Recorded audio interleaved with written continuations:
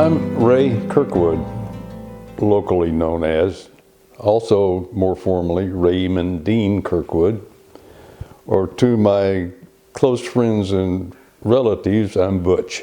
The day I was born, there was a big family meeting to give me a name. And we're Scottish, so it was Angus or things like that. And my father said, no, his name is Raymond Dean, and we're going to call him Butch. My name is Kris Ray Kirkwood, or if you're from the Panhandle, you call me Karen Ray, because nobody can get all the syllables in. He looked at me when we met in college and said I didn't look like a Carolyn, so he named me Kris. That's how I got to that. I was born in Guyman, Oklahoma. That time we lived in Catron County, New Mexico, but my mother was due to hatch me. She went back to her parents' place to have that happen. The story goes that the day I was born, she spent making egg noodles until it was too late and she had to go send me out. So that's why I was born in Guyman, Oklahoma, although we did not live there at the time. My father was a fur trapper in New Mexico. He worked for at least a year for the CCC, building roads in New Mexico. He told me, at least, that he was also hired as an expert worker by the CCC after he retired from them because he knew how to drive a tractor. This was, 1940 time frame, and there were not a lot of people in that part of the world that knew anything about machinery. I was born in 1939, March 26, 1939, which makes me, 84 3/4? I'm also 84. He's way older than me because his birthday's in March and mine's in November. So he's March the 26th and November the 27th. So you can see that he's way older than me. My mother was older than my father. His mother was older than his father. So we were all different about the way we did that. I was born in the hospital in Littlefield, Texas, when my father was a teacher at the small school of Whit Harrell, which is about a dozen miles from Littlefield. He was a coach and teacher, and then about the time I was 2, he went to A&M and got his certification so he could be an ag teacher. And so he was an ag teacher for several years, trying various experimental situations. He grew up on a farm, and he wanted to get back to farming. So after several years of being an ag teacher, he bought a farm, and so I became a cotton farmer's daughter.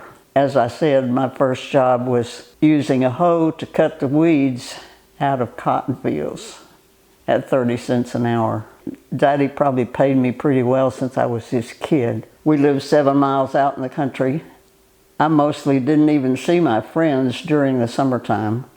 They were town kids.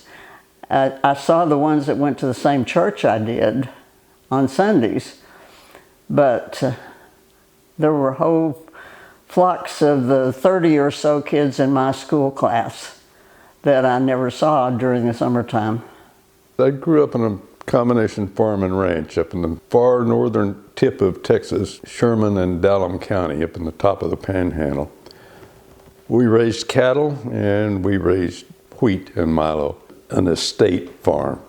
My grandfather had moved to the Panhandle back in the 20s, bought a couple of sections, and raised his family, most of his family there. That's where my father was born. My father was the manager for the farm and ranch, but everybody else had a vote for whatever caused a perturbation in the production of cattle, wheat, milo. We raised our own food. We ate the meat from the cattle, from the hogs we raised, from the chickens we raised. We had our own, we harvested our own eggs and chickens. We generally planted 10 acres worth of garden every year, and for all the vegetables that we ate, that's where it came from. We were kind of land rich, but money poor. So what we did was we bought flour, we bought sugar, we bought salt, and a few spices and condiments, and that was all. Everything else we raised and did ourselves. I liked to play school and be the teacher. Had a good imagination. I was the boss when all of our cousins were together, because I was the oldest and I knew best. Very annoying child, I have no doubt. I liked to read. We went to the library once every 2 weeks and checked out a dozen books at least. And I would sit in the peach tree and read. I'm the way Ray is about books. One of the things I learned from my father was books are worth reading. My father could do anything. He can and did build houses. He repaired tractors. He bought an arc welder and taught himself to weld, and did all kinds of things. And one of the things he demonstrated to me was that if you need to do something, there's a book. And you can find the book, you can find out how to do it. And so that's what I have done for my entire life, is found a book. Both my parents went to college. My mother's mother went to college, not the rest of them. My father's mother went to the 3rd grade. But I have a picture of my grandmother Virgie. It was a teacher's training situation. I don't think it was full-up college, but it's what there was for women at the time. Butch's father went to college, his mother did not. So, and she was a pretty sharp lady anyway. And it's books for both of us. When I was about 11 years old, it was the first time I ever earned any money. A friend of mine and I got hired by a friend of my father's to move a herd of cattle from one side of Sherman County to the other side of Sherman County on horseback. I think I earned $25. But most of my career while I was still at home was as a farm laborer. Drove a tractor. One-way plows. That is, by one-way plows, it's a disc plow that turns the soil one direction only. So you start on the outside and you drive to the end of the field, and you turn left, and you drive to the edge over there, and you turn left and around and around and around until you've plowed it all. Not a really challenging job. My father decided that I would never be a farmer because I would get to watching a hawk going round and around and around in the sky, and I would wind up in the middle of the field, and the plow was supposed to be over there. He said, and he never got over it. So, again, when I was in high school, I was still kind of married to the farm ranch idea. I was a member of the FFA, 4-H. I was also, when in high school, was a football player, band. I was in the band, did all the things because school itself, the academic portion was basically pretty damn dull. I hate to say this, but I was by far the smartest kid in the school at the time. Never had to do homework because there was an hour study hall. I could get it all done in an hour. And the rest of the time, I had to think about things. I skipped the second grade, went straight from first to third. And every person in that school, for all 12 years of my school years, knew I skipped second grade. And it was, number one, I was a little immature for the third grade class when I got there. I wasn't as grown up as they were. I was running to catch up the whole time. And when I got to college, nobody knew me. I could start over. Well, college was wonderful because there were people there that had ideas. And that was not true in a small farming community school where there were 100 kids in the whole high school. My class of 30 was the biggest class that went through school at that time. And I was the product of 2 teachers and liked to read, so that made a big difference. I knew that I was not going to be happy in a farmer, particularly when the family would not let us upgrade the farm. My father and I proposed to drill wells and irrigate because we were dryland farmers, depended entirely on the rainfall. Uncles and aunts had veto power over that kind of decision. They would not let us spend the money to drill the wells, so there's no sense staying here. And about that time, the Russians launched the Sputnik. And I think, that would be fun. I think I will go see if I can do that. Interviewed with the physics department at West Texas State College at the time. It's now West Texas A&M. The professor said, yeah, I think you can be a physicist, so come on. And so I entered college.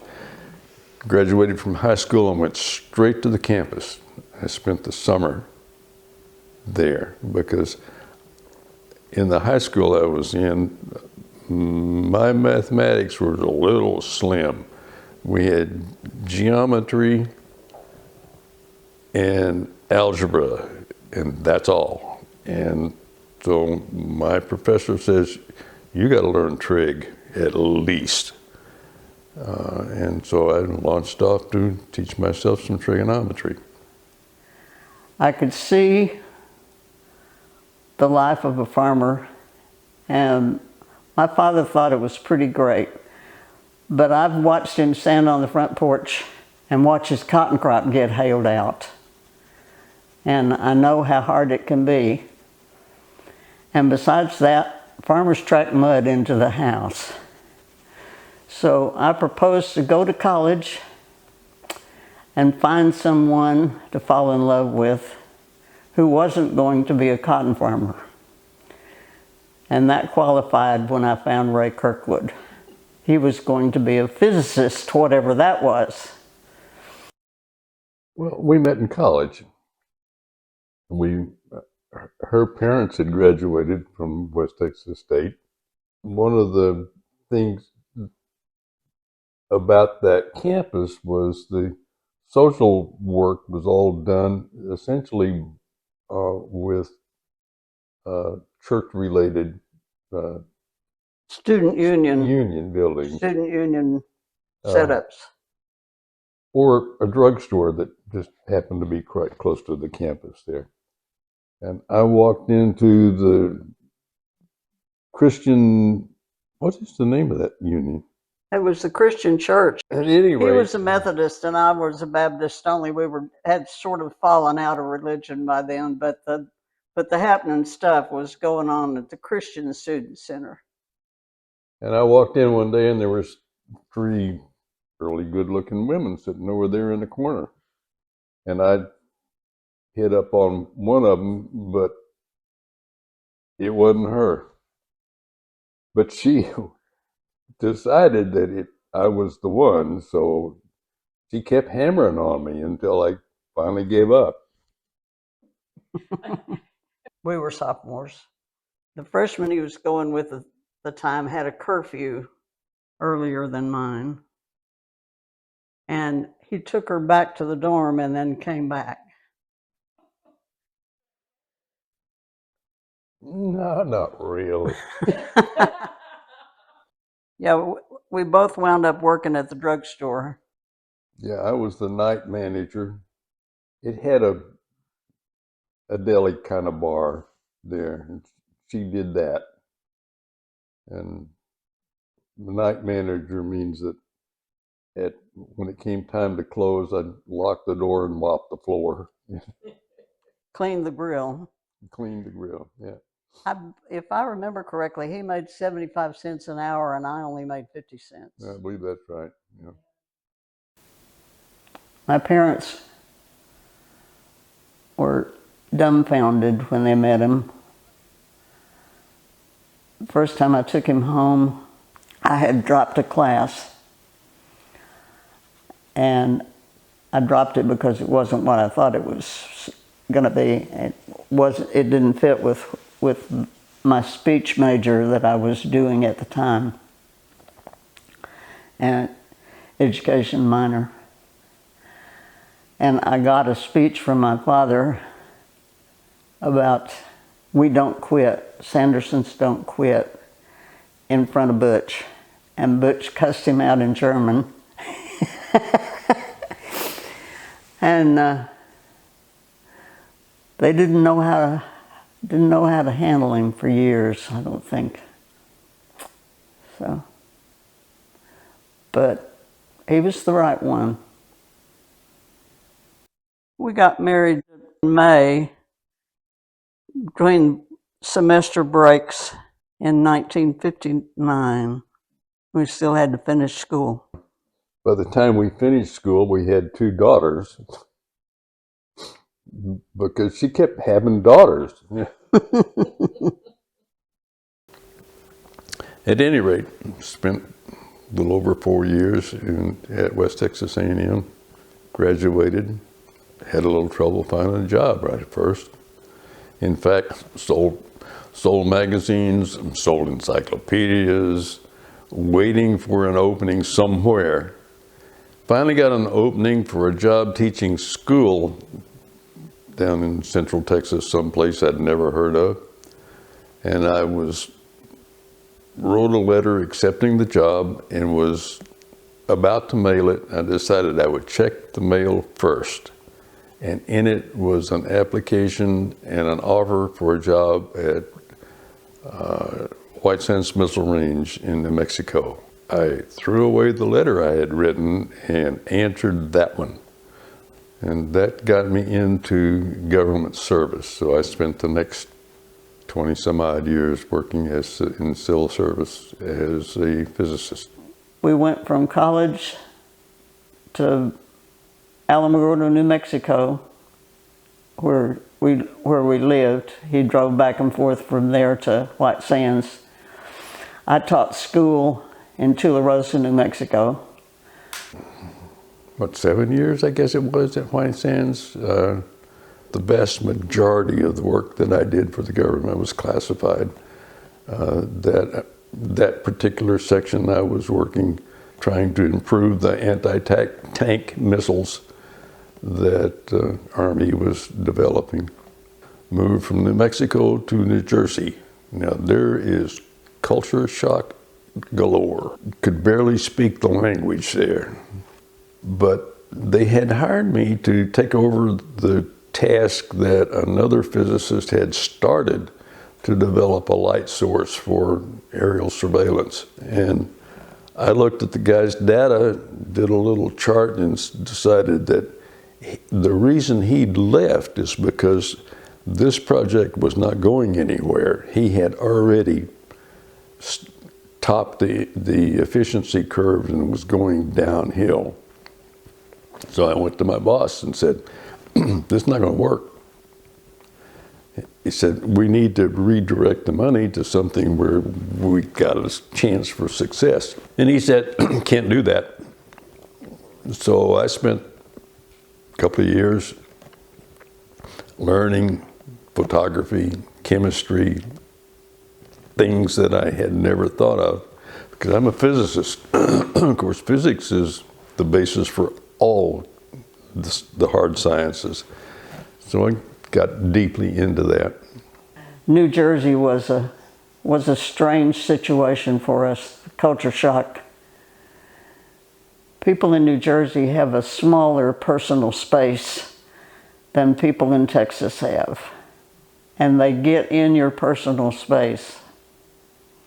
And I usually found myself with my back against the wall as they just followed me in.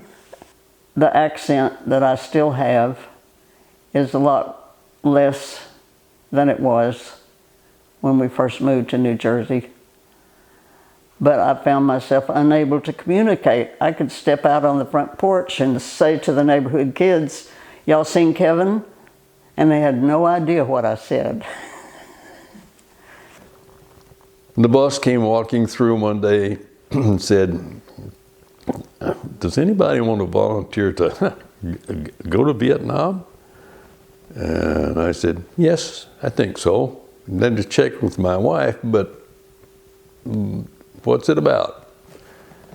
So I spent several months in Vietnam, 67 time frame, reviewing what the government, the electronics command in particular, was buying and shipping to Vietnam to help fight the war. Because a lot of it was just not any good. And so my job was to run a team of people around there and figure out what was working, what wasn't, and report it back. We were volunteers, we were civilians, non-combatants. And what that really means is when somebody shot at us, we couldn't shoot back.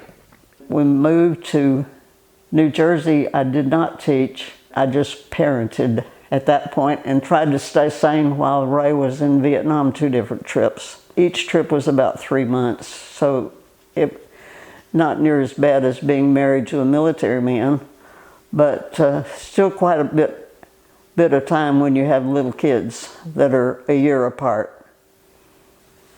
Kindergarten, first and second, about there, yeah. But because they were shipping so much stuff to Vietnam, that would just, contractors would come in and say, here, I got this widget, we need to try it, it's good. The Army built a testing command at Fort Hood, Texas, to filter all this stuff that was going to Vietnam. And I volunteered to move to Texas to help with that. I think we did a lot of good, because a lot of that stuff that went to Vietnam was not only not worth it, it was dangerous. Did a lot of field testing, and that's where I got into software. Before there was GPS, we built an instrumentation system at Fort Hood so that we could do unit-sized field testing of concepts. We built a navigation system that we could find the location of every soldier in our unit test at Fort Hood in real time. And we built a laser system so that they could shoot at each other and register hits and kills. Turned out that that was a precursor to some stuff that got developed big time later, and it's the kind of thing that they use today to train with at the unit level. The computers we used were called mini computers. To boot one up, you ran some paper tape, punched hole paper tape through a tape reader, and it initiated the system. I've taught at Lampasas, and one of the things I did there was run a learning center for advanced kids. I wrote the grant, got the money for it, and taught it for 2 years before we lost the funding. So I was not in a regular classroom most of the time. I taught 7th and 8th sophomores and juniors in Lampasas also. It's a wide range of personalities to deal with. I think I enjoy the 7th graders best because although they were physically changing the most, they weren't cool yet. The sophomores were beginning to get cool, and of course the juniors thought they knew everything. A young company offered me a huge raise in pay and a move to Florida, and so I became a government contractor instead of a government civil servant, but doing essentially the same kind of thing. Built a simulation for the joint school where they learned how to handle the logistics of moving the armed forces of the United States from the States to wherever else in the world. So in that we modeled every ship, every airplane that was used to move men and material from the United States to East Shanghai, Egypt somewhere. I went to work for a defense contractor in Florida, and I really enjoyed adults. The dog did not eat their homework, so they were a nice change. They had excuses for why they hadn't done the report they needed to get to me to edit, but the excuses were more varied, and I did enjoy the technical editing. The Air Force, Army, and Navy people were performing experiments with new equipment, new systems, new various things, and then reporting on it. And they were turning the information to me, and it was classified information, and I was editing the work. They had to write it well enough that I could understand it, but I could understand an amazing amount of it from what I was seeing, and so I was enjoying that too. One of the projects I did while I worked for a defense contractor was rewrote a manual on everything that's loaded on a C-130 aircraft that the Air Force used, down to the shovel used for shoveling ammo. When you fired those big 50 caliber guns that were in there, the brass was banging around all over the inside of the airplane. You have to shovel it up. We put a shovel on the front cover. Snow shovel.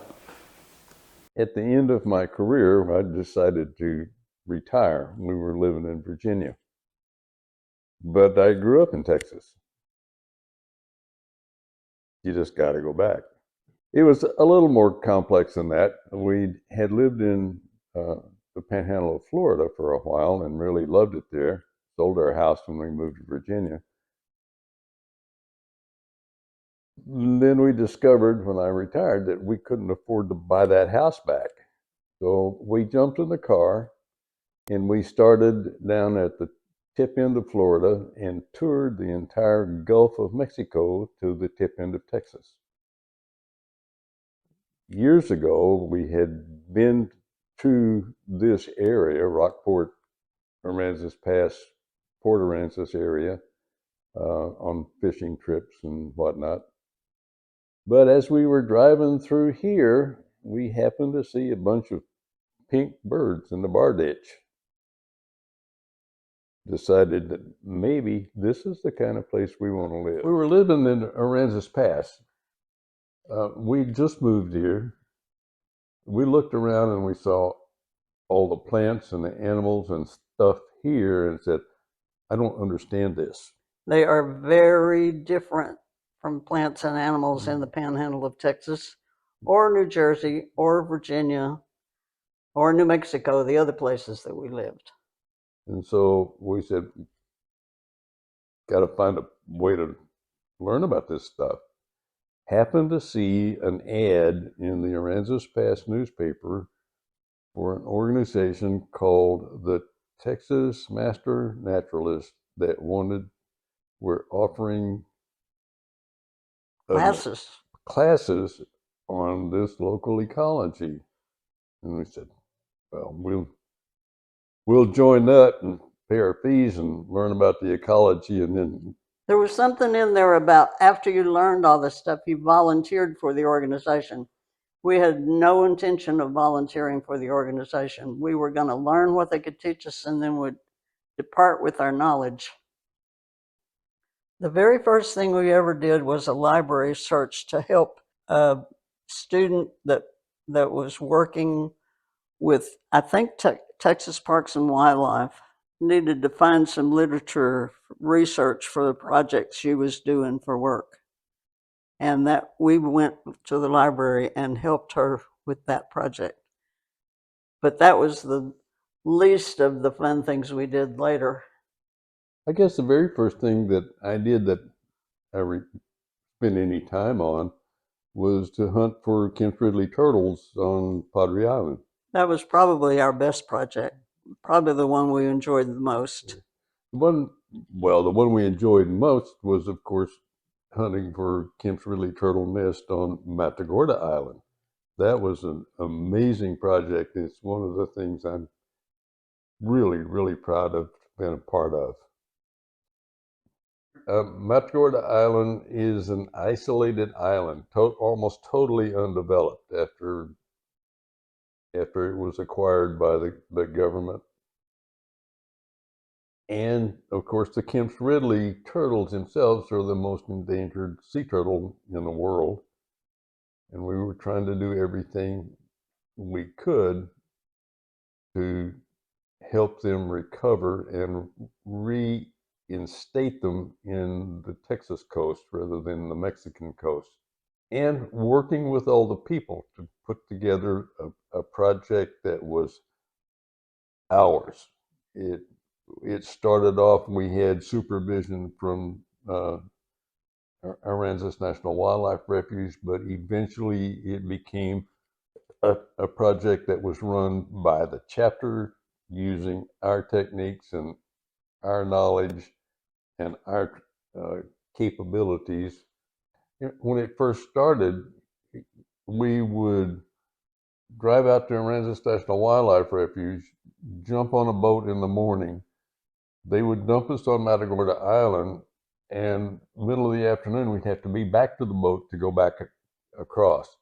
So that was the year we didn't find anything. Later, because we had to be home by quitting time at Aransas Wildlife Refuge. That's right. You had to be. We had to be back by 4 o'clock.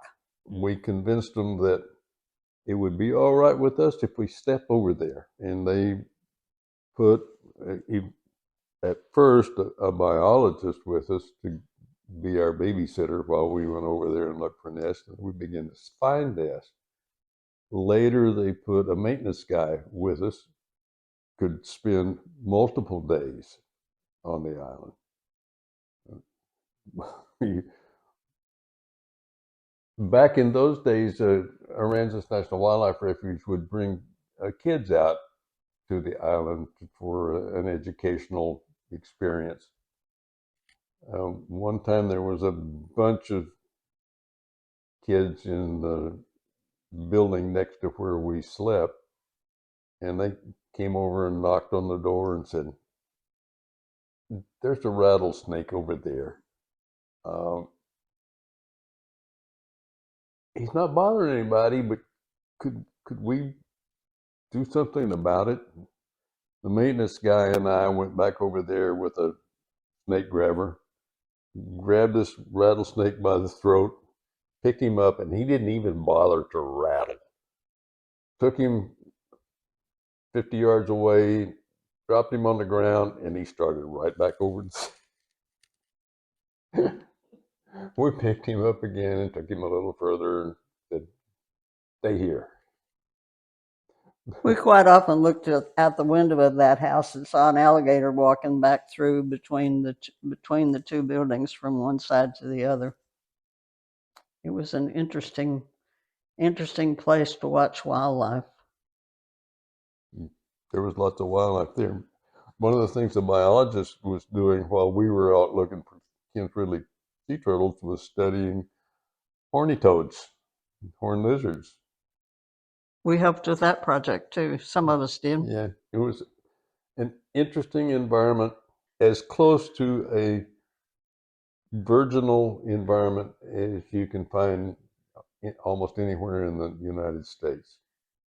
And one experience we had out there shows a lot about us as people, because in 2009, the year we celebrated our 50th wedding anniversary, we spent the day on Matagorda Island looking for turtle nests. We did not find a nest that day, but we did find a young green turtle that seemed to have lost his sense of direction and kept trying to head up the dunes instead of back into the water. So for our 50th anniversary, instead of having a cocktail party, we rescued a green sea turtle. And we're much more satisfied than we would have been at a cocktail party. Well, I got really interested in the native plants here. So I've done all kinds of plant censuses at various places. And I had to learn them first from Ernie Edmondson Schertz, who knew all the natives in this area. I forced her to teach me, and then have spent lots of time cataloging native plants. That's a thing I've enjoyed as much as anything. For Aransas Pathways, I've found about 250 native plants growing on the Linda Castro 4-acre property. I've done a native census for the Ivy Lane, another one of the Castro properties, and for Aransas Wildlife Refuge. I've done a lot of kind of fun things. One of my first ones was back in the day. Aransas National Wildlife Refuge had some biologists that were interested in finding out things. And they couldn't do it all themselves because it's a big place. They got some of us involved in what we termed the Rat Patrol, a small mammal survey out on a portion of the Aransas National Wildlife Refuge. We set up little traps.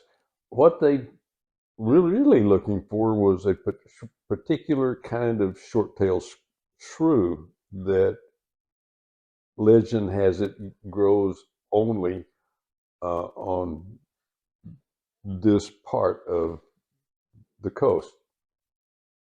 But shrews are insectivores. So they first set out little animal traps baited with peanut butter, because shrews would eat, it would attract insects and shrews would eat the insects. Unfortunately, peanut butter attracts fire ants. And so we'd find dead animals in our trap that had been killed and eaten by the fire ants. So we changed the protocol to use seeds as the bait, which did away with our chance of finding that through, but we did find a lot of different mice and rats and stuff out there that was fun to do. Learned to kind of like the the native rodents, little pygmy mouse is just as cute as it can be. Learned to really hate Norway rats because they'd get in the trap and they would just fill it with defecant stink. Oh my God. But that was fun. We've done birding projects at Welder Wildlife Foundation, a privately owned ranch and refuge that you kind of have to have special in to use, and the Master Naturalists had that capability to work out there and do things for and with them in their research. Still involved in MAPS program, monitoring avian productivity and survivorship. It means you spend the heat of the summer out netting birds, banding them, measuring them, documenting them, and releasing them. Fortunately, the protocol says that if it gets above 90 degrees, that's bad for the birds and you have to quit. Bad for us too, but that didn't count. The cool thing I think about that was that we were able to document red-eyed vireo do breed on Welder Wildlife Refuge that we did not have proof of before. We were able to document that. I did a lot of work with the International Crane Foundation on doing crane monitoring here in the wintertime. Scanned through 76,000 game pictures taken last winter, maybe 1,000,000 frames of game pictures taken over the years, looking for the crane's use of, usually looking for their use of freshwater ponds. Wrote a paper with the help of Liz Smith, Dr. Smith, got it published, so I was semi-proud of that. They gave me an award, the Good Egg Award over there, for helping the International Crane Foundation get established here in developing what's now known as the Texas Whooping Crane Project. One of the things you did was guard the whooping cranes from when the construction crews in the wintertime kept them separated. Yeah, that was interesting. The federal government was improving a pond, and there's a known family of cranes that had been seen there. So they put me and Dr. Smith and one other person, I think, out there rotating through to watch for cranes in the area, and if we saw one in the area, to call their supervisor and they would stop work. It actually happened once, and sure enough, they stopped work immediately. You kept the construction workers and the cranes away from each other. 2001 to 2001 was the year we took the training. And in 2002, TJ Fox trapped me into being secretary when someone left. And trapped me into being president. After he got through being president a couple of years. Yeah, that's right. TJ Fox was our first president, 2000 through 2001. And I became president after he got through. His was a 2-year term, and he decided that was too much, so he shortened the concept to serving 1-year terms. And so I was the second president. And then I skipped a year, and I got to be president again, because I was a little perturbed about some things that were not happening the way I thought they should happen. We did a lot of the organization back in those days. The people were reporting hours on a sheet of paper, and there was no way to document it and keep track of it. So we invented ways to do that. And we wrote the We procedures and protocols. we saw that we were not being consistent about how we were doing things, and so we felt like we needed to put something on paper so we'd know how to do it. And there were things that we did in the early development of our chapter that state looked at and said, yeah, that's a good idea, let's do that. And they took it over. So we feel like we've done good for the whole state in some ways. I guess that was probably the procedures and protocols document was maybe one of the most important things that we've done, simply because we were not communicating with our potential members correctly. And so we were losing people who wanted to join just because we weren't communicating correctly. So we sat down and wrote a set of documents, papers, letters to when you received an inquiry, send this document back, and on through warning about, it's time to start training now. I guess when I was the president the second time, I did the paperwork that got us verified as a 501c3 organization. And since that's a lawyer kind of thing, I was kind of proud that it worked. To this day, that's the permissions that we're working under is tax-free. One of the garden clubs was doing a plant sale, and they were selling all kinds of things, not natives. They were wanting to quit, and so we thought that this was a good opportunity for us to move in and to use the plant sale both as a fundraising organization and to teach people about native plants and the value of them and their benefit to wildlife. And I ran it for 4 or 5 years. I'm not sure, maybe even longer than that, before I finally managed to get loose. We served as the staging area for years, and it was quite far from here to the high school to move the plants. Plus, we have deer here, so we had to worry about whether the plants got eaten before the plant sale happened. One year, Frankie Fox found 24 passion vines, native passion vines, and she asked me to keep them and hold them over till the plant sale. That's how I learned that deer like to eat passion vines. So we had passion vine stubs for a little while, but they came back in time for the sale even.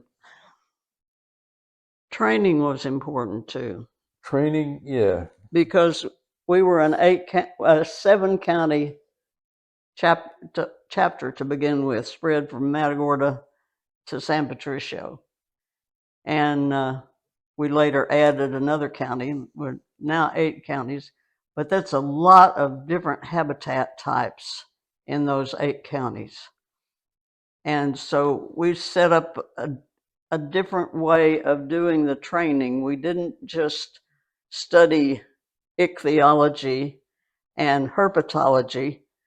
We studied different habitats, different ecologies.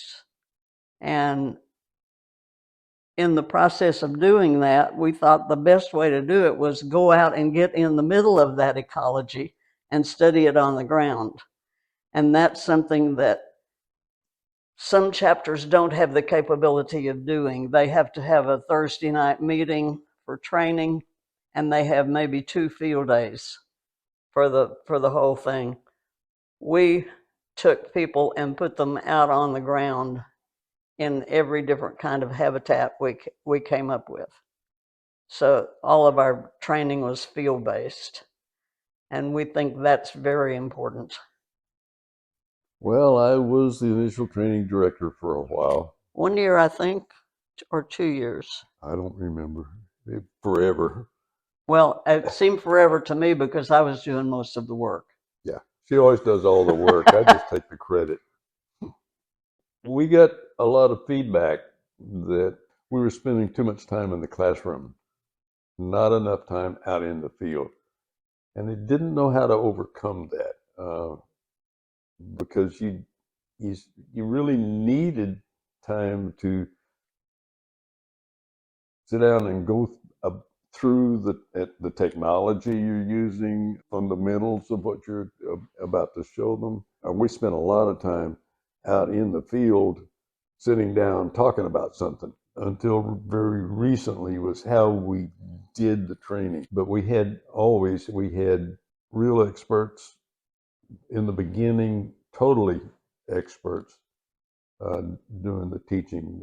Dr. Martha McAllister, for instance, did Aransas National Wildlife Refuge. They did Matagorda Island, Coastal Barrier Island ecology. The director and assistant director at Wilder Wildlife Foundation did the upland ecology, and we developed all this, the curriculum. The state was in the process of developing a curriculum, but here we were, 8 counties on the coast, and there were 4 pages in the Texas Master Naturalist curriculum book about the coast.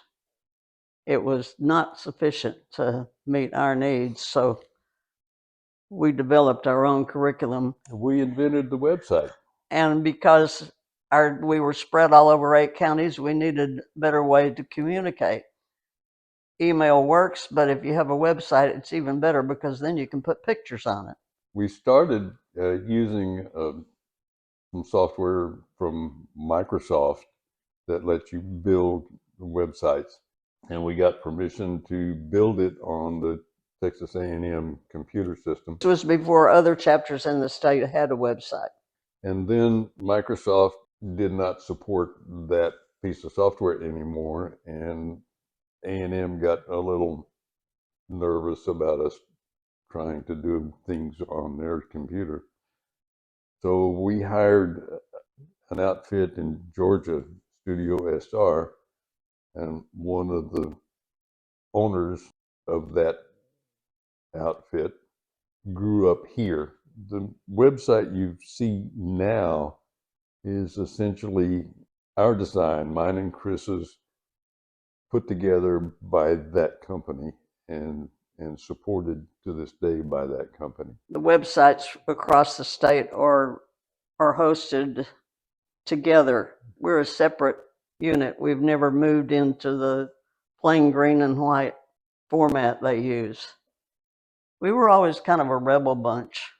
We started things we thought needed to be, and state picked them up and said, yeah, that's a good idea.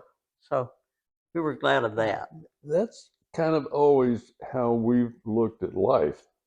You see something that needs to get done and nobody's doing it, let's do it. And so that's how we got into this. We've done what we thought was a good idea, and now we need new people to go on. A good example is the addition of the Zoom process to the initial training. That is a huge benefit. Yeah.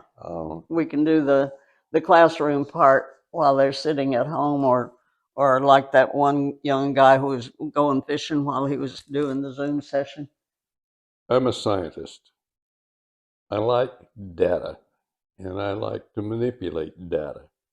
I would like to see more emphasis on collection of and analysis of eco-communities that we live in here so that we can understand them more and we can talk about them more than we do.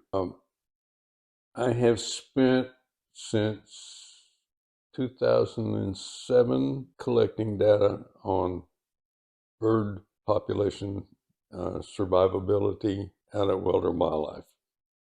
I have begun to look at the data, and I think I see right now that out at that particular site that we work on, the cardinal population has crashed.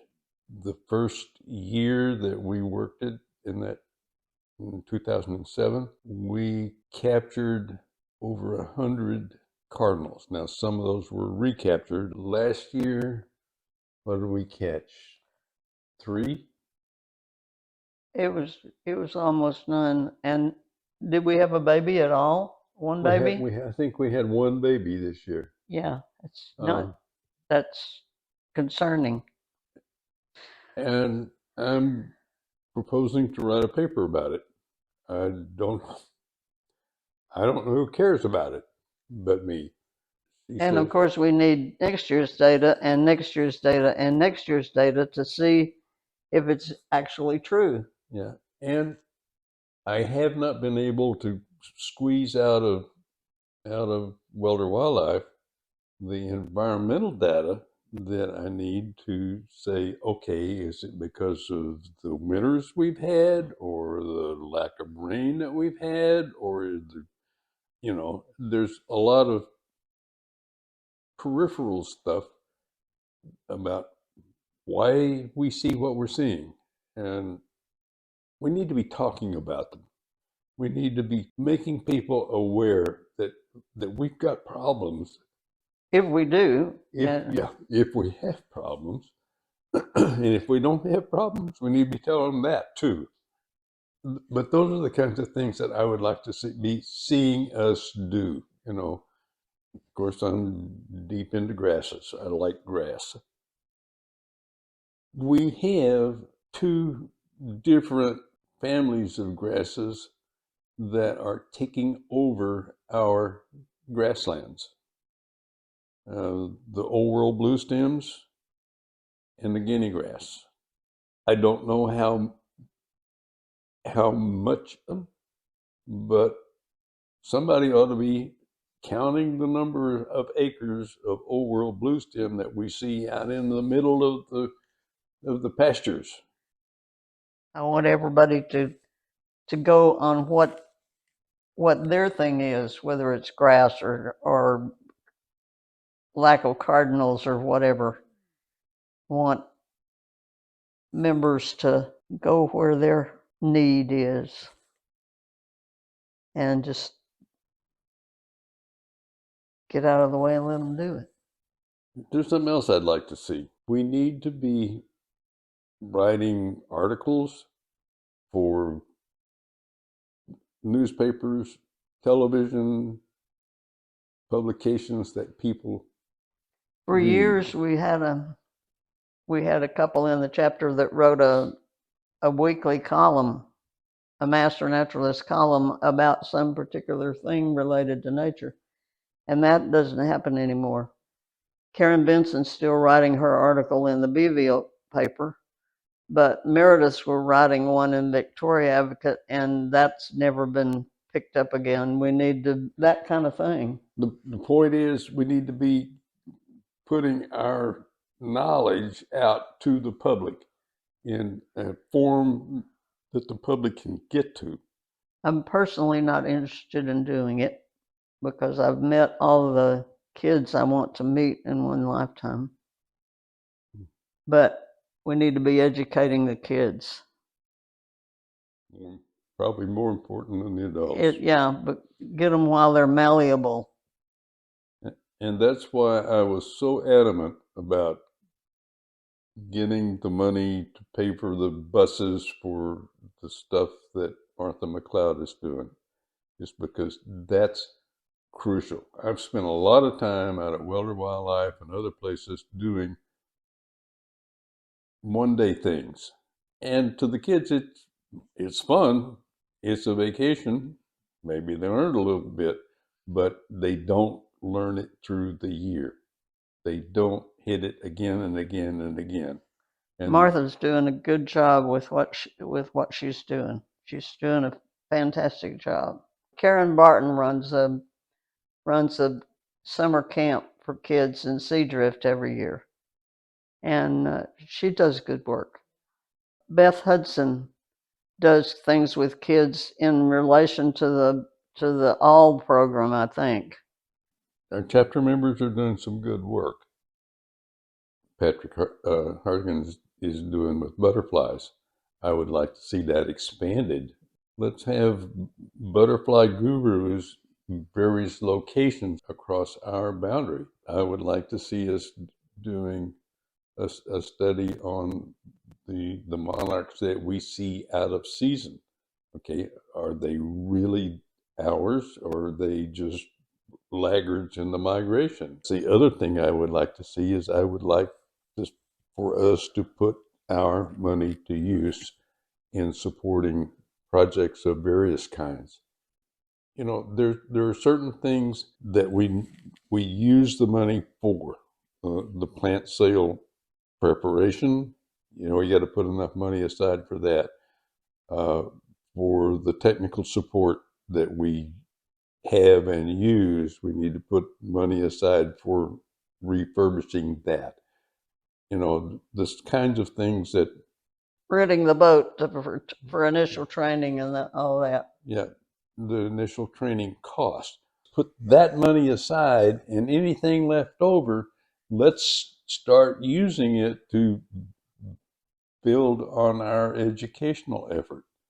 It hurts me. And my Scottish background says you don't waste money. You don't put it in the bank. You use it.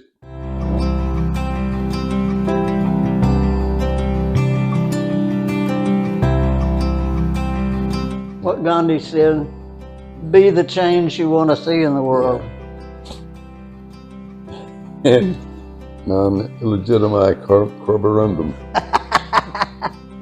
Don't let the bastards wear you down.